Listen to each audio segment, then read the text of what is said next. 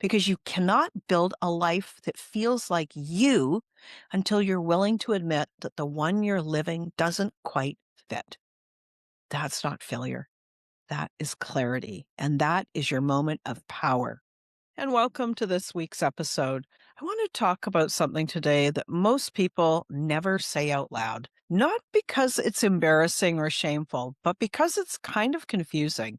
And because when you're in the middle of it, it's hard to even find the words. It's this: you've done everything right. You've worked hard. You've achieved things. You've got those diplomas, the titles, the benefits, and the street cred. People respect you. Now, from the outside, your life looks like it's great, like it's working. But on the inside, something is missing, and it feels hollow and empty. It doesn't feel broken or depressed. It's not about being ungrateful, just kind of hollow.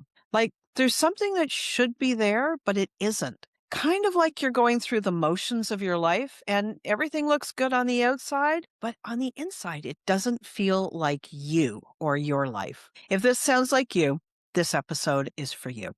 Because most of the content out there right now is for people who haven't made it yet.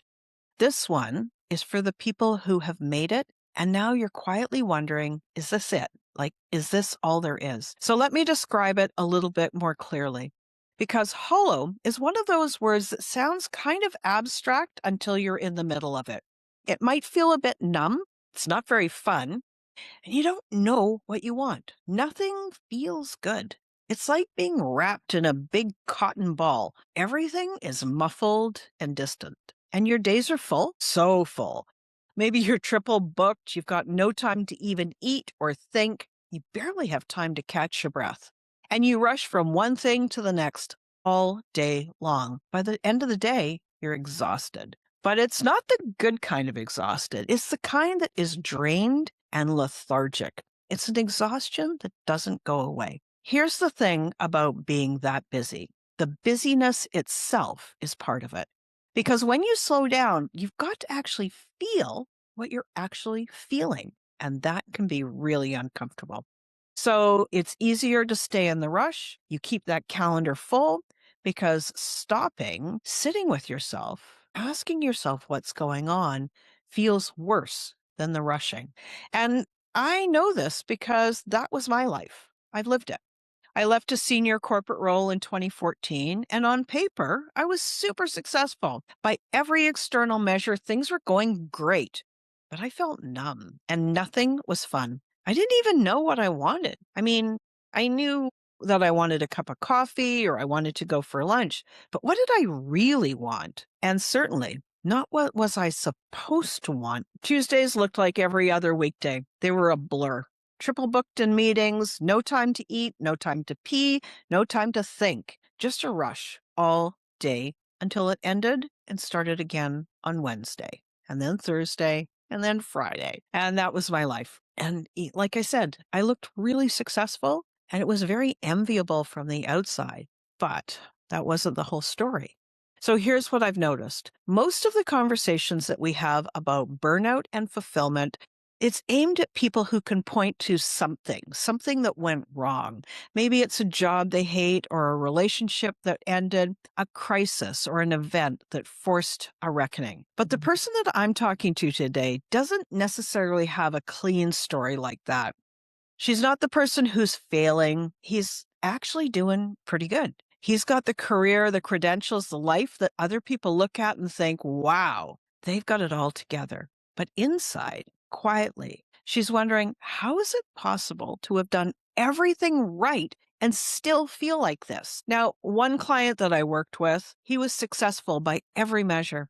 He was acknowledged as a top performer at his company, and he was getting the expected promotions. He was, and gosh, he still is, smart, capable, and respected. But when we started working together, he felt numb. He couldn't actually find his feelings. He was always in his head, overthinking, spinning, going over everything over and over and over. That feeling of rushing, always on edge, always feeling like he hadn't done enough, even when he was being celebrated for doing more than enough.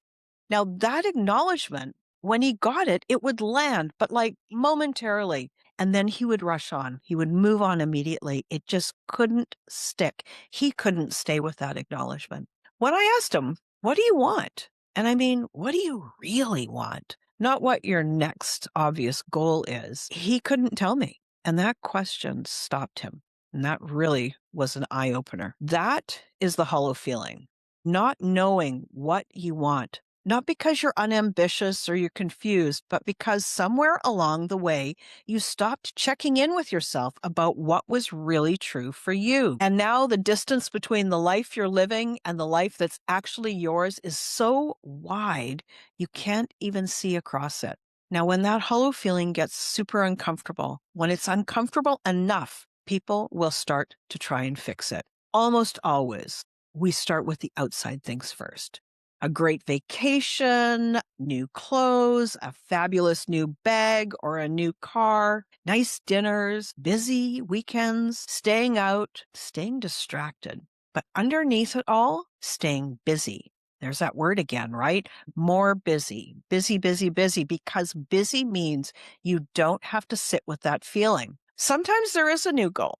Maybe it's a new program if you're in business, if you're a coach, a rebrand, a new website, something that looks like forward motion, something that makes it feel like you're really doing something, but none of it works, or not really, or not for long. You come back from that vacation, it's still there. You buy the thing and it helps you for a day. You set that new goal and you feel motivated for a week. And then the hollowness returns. It's underneath all that busyness and momentum. Because what you're feeling is not an outside problem. You cannot fix an inside problem with an outside solution. That hollow feeling is telling you something, and it's telling you something that a vacation can't solve. Here's what I've come to understand, both from my own experience and from working with people like my client that I mentioned. Okay, it's true. You might have made some wrong choices. It's not a sign that your life is completely wrong. It is a signal. Let's think of it as a signal instead of a mistake, a clear signal. It means that the outer world has outpaced your inner world. You're being so focused on all that achieving, on doing the next thing, building the next thing, becoming that next version of success, that you forgot to stop and ask whether any of that is really yours. Not somebody else's definition of a good life, not what your industry says success should be, not what people who look like you are supposed to build, yours. So when I ask clients this question, what do you want? And then they can't answer it, that is not failure. That is information. And it's a clear signal. It means that you've been building towards something for a long time. And maybe you just haven't checked in about whether that something is something you actually want. So when somebody names this out loud for the first time, I mean, really, really names it, something happens in the room. First, it takes courage to say, and it usually comes with a feeling of sadness and sometimes some deep confusion. It sounds like this. I did all the right things. I have worked so hard. How can I still be so unhappy? The room gets quiet and heavy, kind of like a big wet blanket settled over everything. And at that moment, in that moment, that honest moment, that's actually the beginning of something, because you cannot build a life that feels like you until you're willing to admit that the one you're living doesn't quite fit. That's not failure. That is clarity. And that is your moment of power.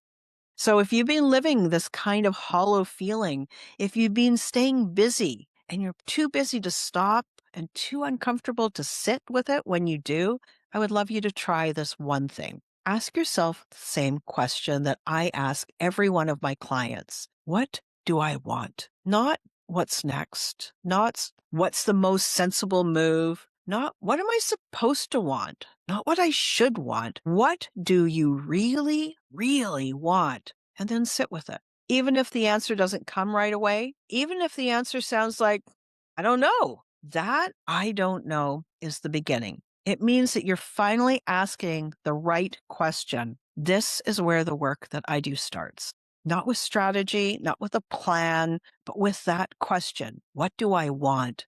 And with building something from what is actually true for you, not from something that looks good on paper. So, if something in this episode today landed for you, I would love to have a conversation. You can check out the link in the episode notes and book some time with me, and we'll have a conversation. Thank you so much for being here, and I will see you again on the next episode.